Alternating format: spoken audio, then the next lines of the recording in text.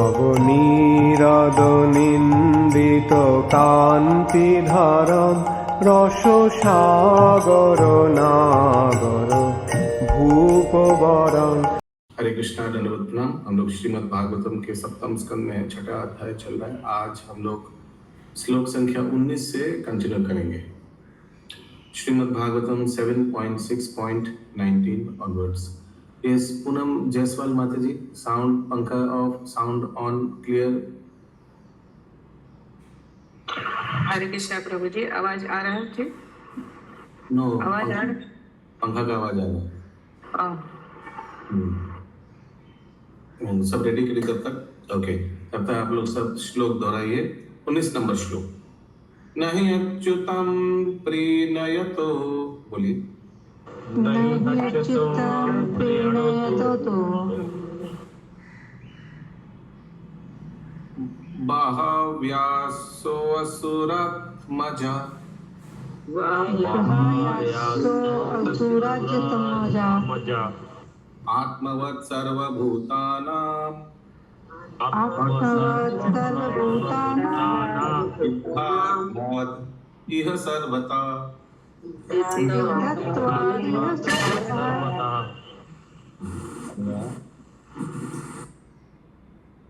हरे कृष्णा प्रभु जी, आवाज आ रहा है अभी? आवाज तब भी आ रहा था। हे दैत्य पुत्रो, पूर्ण पुरुषोत्तम भगवान नारायण ही समस्त जीवों के पिता और आदि परमात्मा हैं। फलस्वरूप किसी भी दशा में उन्हें प्रसन्न करने में या उनकी पूजा करने में बालक या वृद्ध किसी को भी कोई अवरोध नहीं होता। जीव तथा पूर्ण पुरुषोत्तम भगवान का अंततः संबंध सदैव एक तथ्य है। अतः श्री भगवान को प्रसन्न करने में कोई कठिनाई नहीं है। एक सेकंड।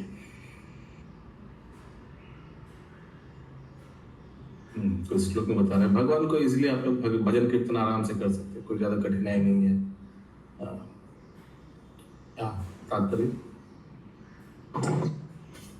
तात्पर्य, कोई यह पूछ सकता है, यह ठीक है कि मनुष्य पारिवारिक जीवन के प्रति अत्यंत आसक्त रहता है, किंतु यदि उसे यह जीवन त्याग कर श्री भगवान की सेवा में आसक्त होना है तो उसे उतना ही प्रयास करना होगा तथा कष्ट झेलना होगा। अतः इस प्रकार कष्ट झेलकर श्री भगवान की सेवा में लगने से क्या लाभ? हाँ, तो दोनों में झमेला है। फैमिली लाइफ में भी झमेला है और भक्ति लाइफ में भी झमेला अगर है तो क्या फायदा। लेकिन अनुवाद में प्रहलाद महाराज बोले बहुत सिंपल है भजन कीर्तन। आगे, यह वैध आपत्ति नहीं है। श्री भगवान श्रीमद् भगवत गीता 14.4 में बल देकर कहते हैं, सर्वयोनिषु कौन्तेय मूर्ते संभवति सा ब्रह्म महद योनिरह बीज प्रदपिता। हे कुंती पुत्र, यह जान लो कि इस भौतिक प्रकृति में समस्त योनियां जन द्वारा संभव होती है और मैं वीरदाता पिता हूँ। परम भगवान नारायण सभी जीवों के वीरदाता पिता हैं, क्योंकि सभी जीव परमेश्वर के अंश हैं।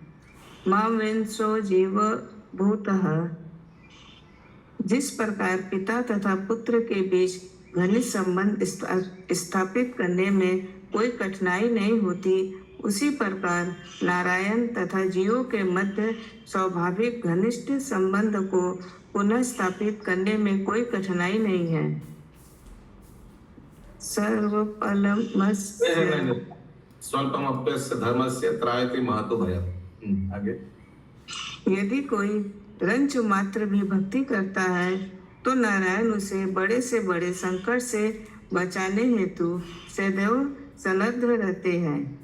इसका सर्वाधिक उदाहरण अजमीन है। अजमीन स्लोली पढ़िए, स्पेस दे देकर।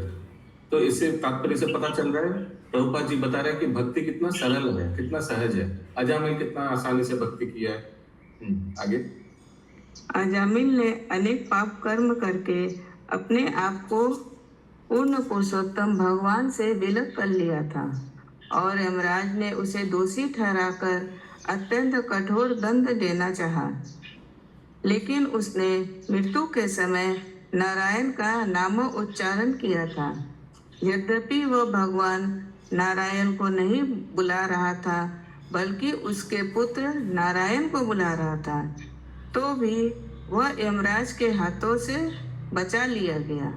इसलिए नारायण को प्रसन्न करने में उतना प्रयत्न नहीं करना पड़ता जितना कि अपने परिवार को, जाति तथा राष्ट्र को प्रसन्न करने में करना पड़ता है। यही टॉपिक है। ये कौन सा इजी है, भक्ति इजी है या फैमिली लाइफ इजी है? ठीक है, आगे। हमने देखा है कि जाने माने राजनीतिक नायक अपने आचरण में थोड़ी सी भी गड़बड़ी के कारण जान से मारे गए हैं। अतः किसी समाज, परिवार, जाति तथा राष्ट्र को प्रसन्न कर पाना अत्यंत कठिन है, किंतु भगवान नारायण को प्रसन्न कर पाना तनिक भी कठिन नहीं है। यह अत्यंत सरल काम है।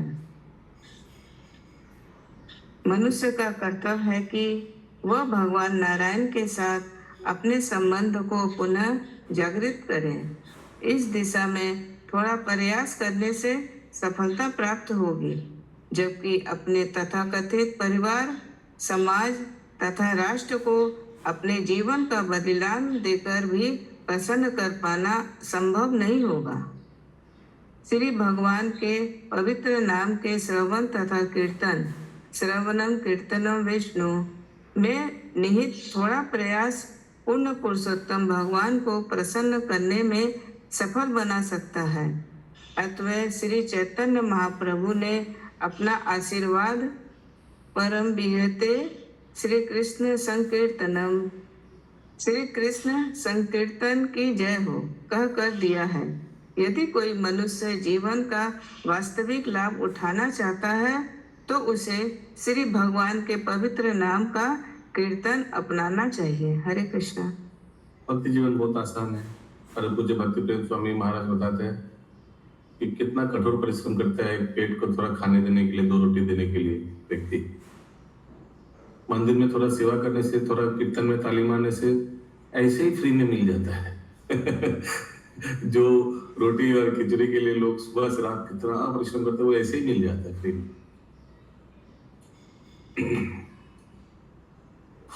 अगला श्लोक 20 से 23 एक साथ है। परावारेषु भूतेषु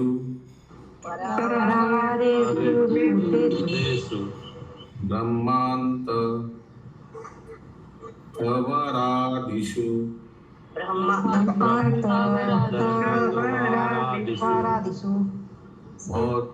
भौतिकेषु विकारेषु भूतेष्वथा महत्सु च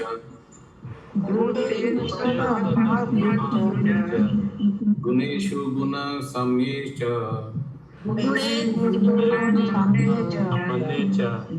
गुण व्यातिकरा करे तथा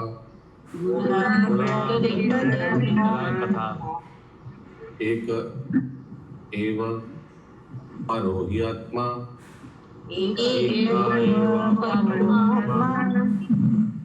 भगवान ईश्वरो अव्यय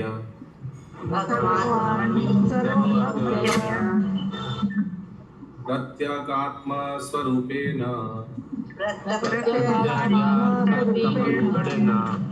व्याप्य व्यापक निर्देश्यो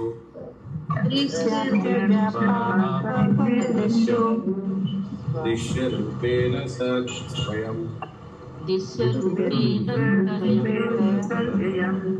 व्याप्य व्यापक निर्देशो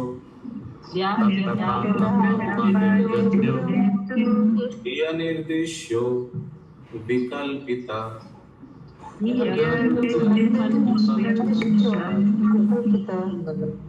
केवलानुभवानंदा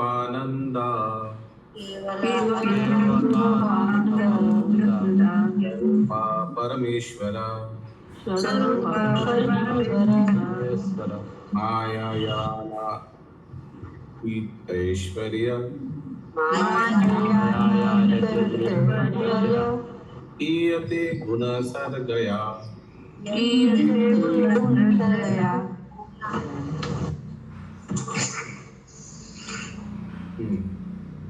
परम नियंता पूर्ण पुरुषोत्तम भगवान जो अच्युत तथा अजय हैं, जीवन के विभिन्न रूपों में यथा पौधे जैसे स्वयंवर जीवों से लेकर प्रथम जीवो इस कैसे पढ़ रहे हैं? एकदम नॉर्मल पढ़िए, फिर से बोलिए। जीवन के विभिन्न रूपों में यथा पौधे जैसे स्वयंवर जीवों से लेकर प्रथम सृजित स्थावर है माता जी, हरे कृष्ण, स्थावर है, स्थावर। हाँ ठीक है माता जी। स्थावर जीवों से लेकर प्रथम सृजित प्राणी ब्रह्मा तक में उपस्थित है। वे अनेक प्रकार की भौतिक दृष्टियों में उपस्थित हैं तथा समस्त भौतिक तत्व, संपूर्ण भौतिक शक्ति एवं भौतिक प्रकृति के तीनों गुणों सतो रजो तथा तमो गुण के साथ साथ अव्यक्त प्रकृति एवं मिथ्या अहंकार में भी उपस्थित हैं। यद्यपि वे एक हैं, फिर वे सर्वस्व उपस्थित रहते हैं। वे समस्त कारणों के कारण दिव्य परमात्मा भी हैं, जो समस्त जीवों के अंतस्थल में प्रेक्षक के रूप में उपस्थित हैं। उन्हें व्याप्त तथा सर्वव्याप्त परमात्मा के रूप में इंगित किया गया है, परंतु वास्तव में उनको इंगित नहीं किया जा सकता है। वे अपरिवृत तथा अविभाज्य हैं। वे परम सच्चिदानंद शाश्वत ज्ञान तथा आनंद के रूप में अनुभव किए जाते हैं। माया के आवरण से ढके होने के कारण नास्तिक को भी अविद्यमान प्रतीक होते हैं।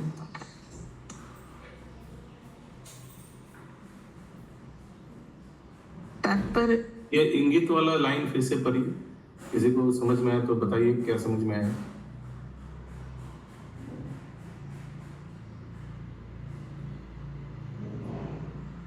उन्हें व्याप्त तथा सर्वव्याप्त परमात्मा के रूप में इंगित किया गया है, परंतु वास्तव में उनको इंगित नहीं किया जा सकता है। वे अपरिवृत तथा अविभाज्य हैं। बस किसी को समझ में आया, बस वास्तव में उनके इंगित नहीं किया जा सकता। किसी को समझ में आया तो बोल सकते हैं। उनको परमात्मा रूप में इंगित किया गया है। He is indicated as which is pervaded and as the all-pervading super soul, but actually he cannot be indicated. हो सकता है इसलिए इंगित नहीं कर सकते क्योंकि परमात्मा अदृश्य है, कोई दिखा नहीं सकता। ये देखो ये है, ये अशोक प्रभु। हरे कृष्ण। यहाँ पर ये भाव प्रकाशित किया गया है कि भगवान को किसी जगह विशेष या व्यक्ति विशेष में निर्देशित नहीं किया जाता कि इनके अंदर है या हम पर है। भगवान जब सर्वत्र है, सभी जीवों में है, सभी जगह पर है, तो कोई बात ना तो दिखा नहीं सकते नहीं है, लेकिन ये आप दिखा नहीं सकते। ये देखो इसके अंदर में इंडिकेटेड स्पेसिफिक जगह फिक्स नहीं किया जा सकता। स्पेसिफिक जगह फिक्स नहीं कर सकते। तात्पर्य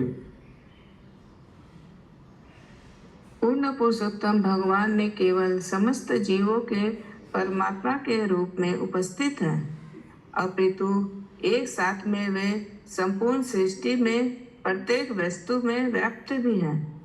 वे समस्त परिस्थितियों में और सभी समय विद्यमान रहते हैं। वे ब्रह्मा जी के हृदय में विद्यमान रहते हैं और कुकरों, सुकरों, वृक्षों, पौधों इत्यादि के भी अंत स्थल में रहते हैं। वे सर्वस्व उपस्थित हैं। वे न केवल जीवों के हृदय में उपस्थित हैं, अपितु भौतिक वस्तुओं में, यहाँ तक कि भौतिक विज्ञानियों द्वारा खोजे गए परमाणुओं, प्रोटोनों तथा इलेक्ट्रॉनों में भी रहते हैं। परमेश्वर 3 रूपों में उपस्थित रहते हैं, ब्रह्म, परमात्मा तथा भगवान। वे सर्वत्र विद्यमान हैं, अतः उन्हें सर्वखलिंद ब्रह्म कहा गया है। भगवान श्री विष्णु ब्रह्म से परे भी विद्यमान रहते हैं। श्रीमद् भागवत गीता में पुष्टि होती है कि अपने ब्रह्म रूप के द्वारा भगवान श्री कृष्ण सर्वत्र व्याप्त हैं। माया ततम इदम सर्वम, परंतु ब्रह्म भगवान श्री कृष्ण पर आश्रित हैं। ब्रह्मांडो ही प्रतिष्ठम, श्री कृष्ण के बिना ब्रह्म या परमात्मा का अस्तित्व नहीं हो सकता।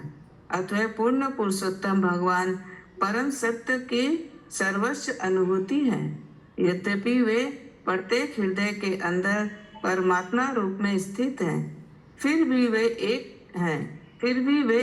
हैं, चाहे वे व्यक्तिगत रूप में हो या सर्वव्यापी ब्रह्म के रूप में है। समझ में आ रहा है? भगवान सबको समझ में आ रहा है? कोई प्रश्न है? कोई लाइन समझ में नहीं आया? ऐसा कोई है? समझ में आ रहा है कुछ? ओके, आगे। एक्चुअली पुराना क्लास है ना, मैक्सिमम इनिशियल डिवोटी ऐसे बहुत बार पढ़ चुके हैं। सो यस, आगे। भगवान श्री कृष्ण परम कारण स्वरूप हैं और जिन भक्तों ने पूर्ण पुरुषोत्तम भगवान की शरण ग्रहण की है, वे उनकी तथा उनकी उपस्थिति का अनुभव ब्रह्मांड में तथा प्रत्येक परमाणु में कर सकते हैं।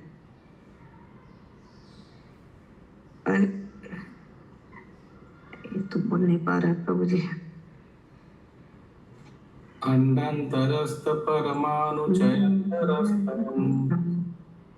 यह अनुभूति केवल उन भक्तों को होती है जिन्होंने श्री भगवान के चरण कमलों में अपना सर्वस्व अर्पण कर दिया है। अन्य भक्तों के लिए यह संभव नहीं है। एकदम सही है। हाँ, आप में से कौन कौन जब कुछ वस्तु यूज करते, पेन यूज करते हो, इसमें भगवान है हर एक एटम में। मोबाइल यूज करते हैं, इसमें भगवान है हर एक। कोई करते हैं, चाहे थोड़ा व्यक्ति में हो सकता है कि ठीक है ये हर एक व्यक्ति में, हमारे सामने जो जीव है इनमें भी परमात्मा है, भगवान परमात्मा रूप में है, लेकिन वस्तु में अनुभूति करना, उसीलिए लिखा है जो ऐसा करता है, क्या लिखा है, कौन करता है ऐसे अनुभूति? जो पूरा शरणागत है, लिखा है ना। अभी आपने पढ़ा ना, बोलिए कहाँ गए? जिन भक्तों ने पूर्ण पुरुषोत्तम भगवान की शरण ग्रहण की है, वे उनकी तथा उनकी उपस्थिति अनुभव ब्रह्मांड में तथा प्रत्येक परमाणु में कर सकते हैं। यह अनुभूति केवल उन भक्तों को होती है जिन्होंने श्री भगवान के चरण कमलों में अपना सर्वस्व अर्पण कर दिया है। अन्य भक्तों के लिए यह संभव नहीं है। इसकी पुष्टि स्वयं श्री भगवान ने श्रीमद् भागवत गीता 7.14 में की है। देवी हर्ष गुणमयी मम माया दुरत्यया माममेय प्रदन्ते माया में तम तरन्ति ते। सौभाग्यशाली जीव की भक्तिमय प्रवृत्ति में शरणागति की विधि को अपनाते हैं। अनेक लोकों में विविध योनियों में चक्कर लगाने के पश्चात जब मनुष्य को भक्त की कृपा से परम सत्य का वास्तविक ज्ञान होता है, तो वह पूर्ण पुरुषोत्तम भगवान की शरण ग्रहण करता है, जैसा कि श्रीमद् भागवत गीता में पुष्टि हुई है। बहुनानम जन्मन्ते ज्ञाना। हड़बड़ी मत करिए, गलत पढ़ रहे हैं, उसीलिए हड़बड़ी कर रहे हैं, उसीलिए बहुनाम नहीं है, बहुनाम जन्म नाम अंते। आस्ते आस्ते पढ़िए। बहुनाम जन्म नाम अंते ज्ञानवान माम प्रदन्तते। ज्ञानवान माम प्रपद्यते। दैत्य कुलों में उत्पन्न भक्त प्रहलाद महाराज के सहपाठियों ने सोचा कि परम की अनुभूति कर पाना अत्यंत कठिन होगा।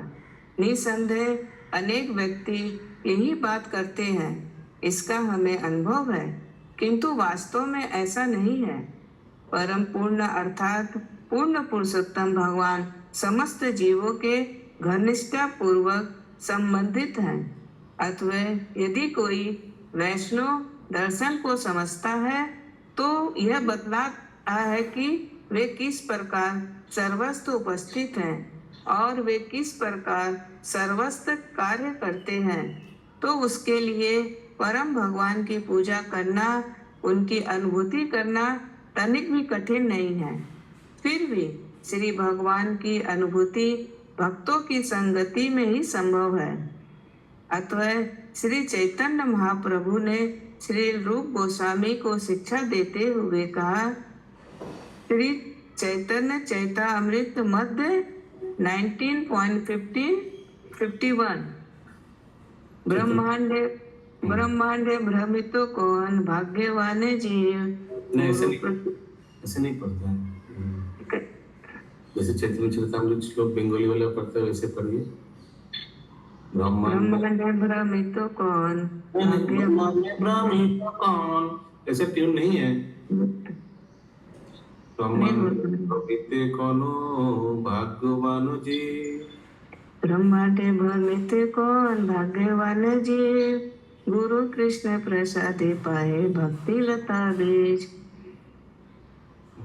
भौतिक दशा में जीव अनेक योनियों में तथा अनेक परिस्थितियों में घूमता रहता है, किंतु यदि वह परम भक्त के संपर्क में आता है और भक्ति के विषय में उससे शिक्षाएं ग्रहण करने की बुद्धिमानी दिखाता है, तो वह ब्रह्म तथा परमात्मा के स्रोत पूर्ण पुरुषोत्तम भगवान को बिना कठिनाई के समझ सकता है। इस संबंध में श्री माधवाचार्य कहते हैं, अंतर्यामी प्रत्यक्ष नहीं बोल पा रहे प्रभु। अंतर्यामी पृथक आत्मा, अंतर्यामी प्रत्यक्ष आत्मा, व्यक्त कालो हरि स्मृत, प्रकृत्य तमसावृत वात्त हरेश्च न ज्ञानते, हरेर ऐश्वर्यम न ज्ञायते। नेक्स्ट, हरेर ऐश्वर्य न ज्ञानते। श्री भगवान प्रत्येक के हृदय में अंतर्यामी रूप में उपस्थित हैं और शरीर से आवृत आत्मा के दृश्य होते हैं। निसंदेह वे प्रत्येक काल तथा परिस्थिति में सर्वत्र उपस्थित हैं, परंतु भौतिक शक्ति के आवरण से प्रच्छन्न होने के कारण सामान्य व्यक्ति को लगता है कि ईश्वर नहीं है। हरे कृष्ण।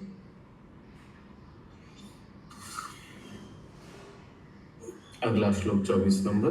तस्मात् सर्वेषु भूतेषु आयं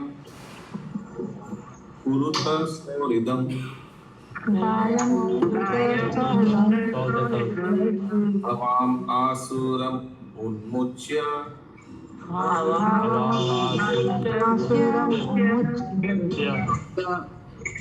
याया तुष्या तदोक्षज।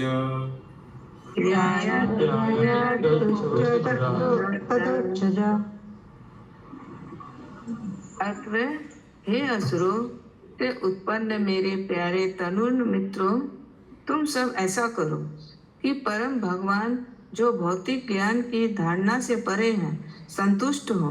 तुम अपना असुरी स्वभाव त्याग दो और शत्रुता या द्वैत रहित होकर कर्म करो। सभी जीवों में भक्ति जगाकर उन पर दया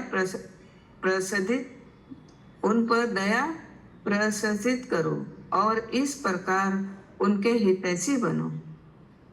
आस्तिक स्वभाव त्याग दो लिखा है इसमें, लेकिन पहला श्लोक में आया था ना कि वो लोग छोटा बच्चे थे, उतना आसुरी प्रवृत्ति नहीं था उनमें। आई डोंट नो आपको याद है या नहीं तात्पर्य, क्योंकि बहुत माने मित्र बच्चे एकदम जूनियर क्लास 5 साल के बच्चे लोग क्या समझ रहे हैं कहाँ होगा ये लोग, लोअर नर्सरी 5 साल क्या होगा, किंडरगार्टन ऐसे कुछ। तात्पर्य श्रीमद् भगवद गीता 18.55 में श्री भगवान कहते हैं, भक्तया माम अभिजातानि यावान यस्मिन् तत्वतः मनुष्य केवल भक्ति के द्वारा पूर्ण पुरुषोत्तम परमेश्वर को यथार्थ रूप में समझ सकता है। भक्त प्रहलाद महाराज ने अंततः अपने असुर सहपाठियों को शिक्षा दी कि वे प्रत्येक व्यक्ति को कृष्ण भावना अमृत के विज्ञान का उपदेश देकर भक्ति की विधि स्वीकार करें। उपदेश देना, प्रचार करना श्री भगवान की सर्वोत्तम सेवा है। जो व्यक्ति कृष्ण भावना अमृत के प्रचार कार्य की सेवा में लग जाता है, उसे श्री भगवान तुरंत ही अति प्रसन्न हो जाते हैं। इसकी पुष्टि स्वयं श्री भगवान ने श्रीमद् भागवत गीता 18.69 में की है।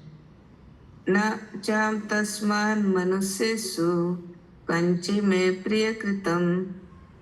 इस संसार में ना तो उससे अधिक कोई मेरा प्रिय दास है, ना भविष्य में कभी इससे अधिक प्रिय होगा।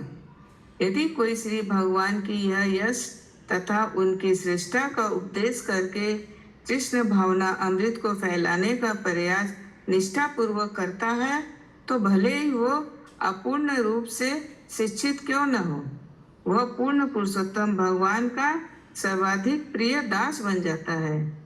यह भक्ति है जो ही शत्रु तथा मित्र का भेदभाव किए बिना मानवता हेतु वह सेवा करता है, तो ही श्री भगवान प्रसन्न होते हैं और उसके जीवन का उद्देश्य पूरा हो जाता है। अतः श्री चैतन्य महाप्रभु ने प्रत्येक व्यक्ति को उपदेश दिया है कि वह गुरु भक्त बने और कृष्ण भावना अमृत का प्रचार करे। जाए देखे तारे कहे कृष्ण उपदेश। पूर्ण पुरुषोत्तम भगवान की अनुभूति करने का यह सरलतम उपाय है। ऐसे उपदेश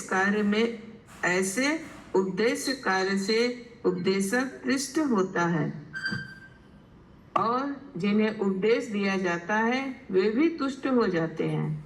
संपूर्ण विश्व में शांति लाने की विधि यही है। श्लोक प्रभु जी।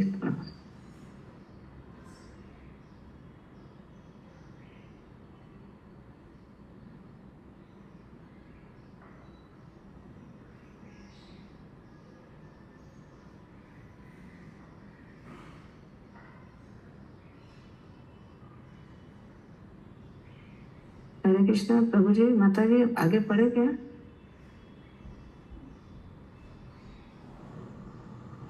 कंटिन्यू करिए माता जी। पढ़े माता जी?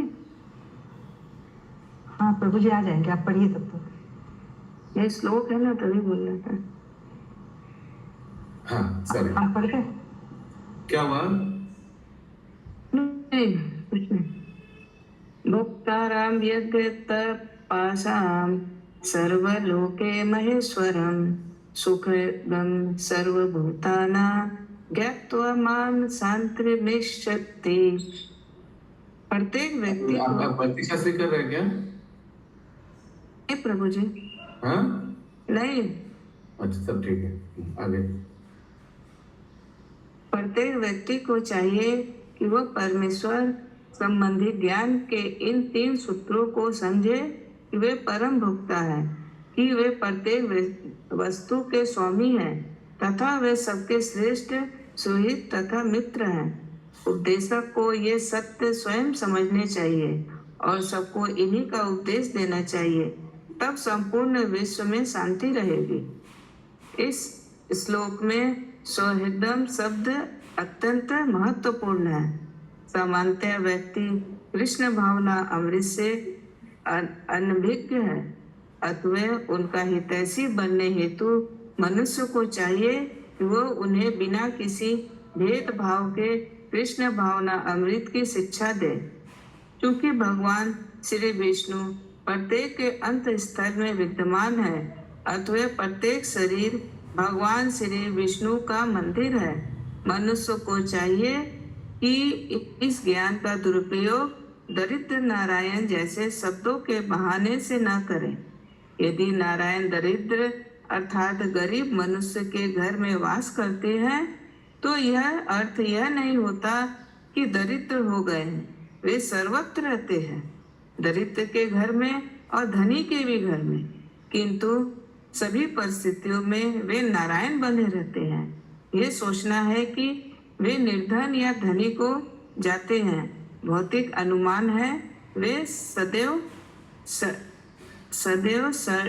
ईश्वर है, अर्थात ईश्वर है, अर्थात वे सदैव सभी परिस्थितियों में 6 ऐश्वर्यों से पूर्ण रहते हैं। हरे कृष्ण।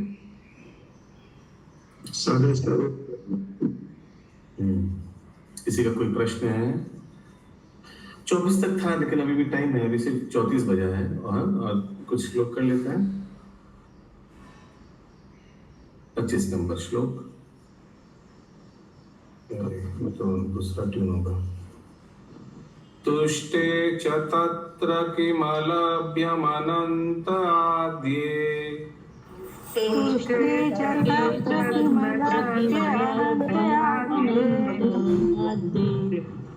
किं तेर्गुणा व्यतिकरादिहये स्वसिद्धा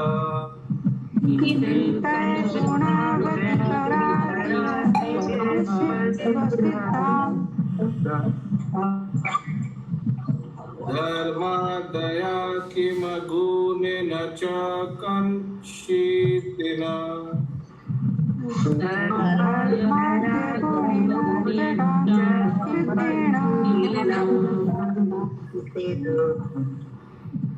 सारं दशां चरणयोरुपगायतां न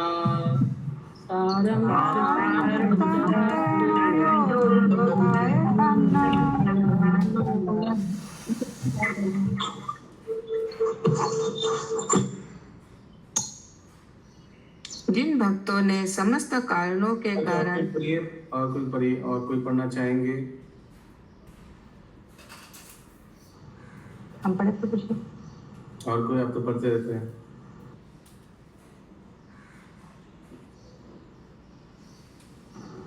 हरे कृष्णा पढ़े तो मुझे आप पढ़िए। एक संस्थान बनकर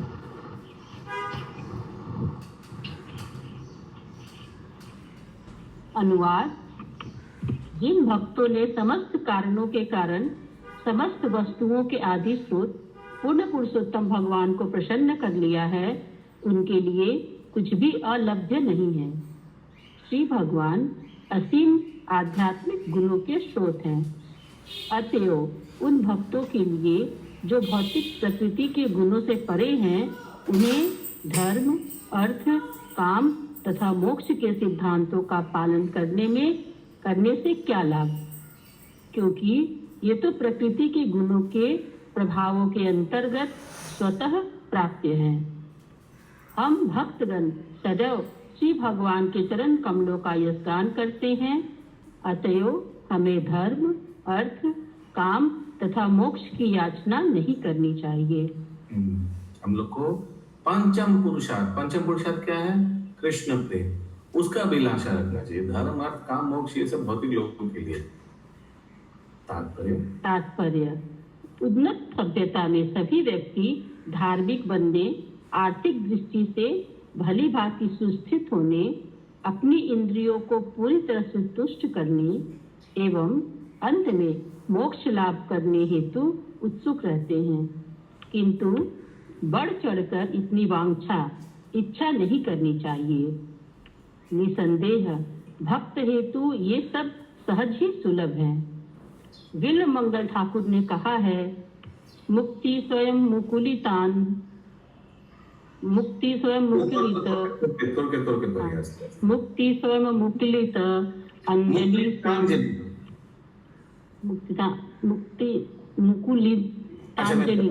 मुक्ति स्वयं मुकुलितांजलि सेवते अस्मान् धर्मर्था कामगतया समया प्रतीक्षा।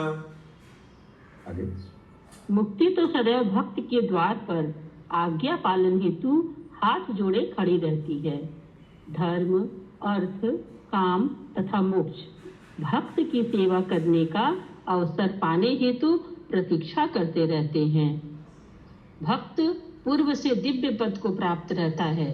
उसे मुक्त होने हेतु किसी अतिरिक्त योग्यता की आवश्यकता नहीं पड़ती। जैसा कि श्रीमद् भागवत गीता 14.26 में पुष्टि की गई है, सगुणान समतीतैतान ब्रह्म भूयाय कल्पते।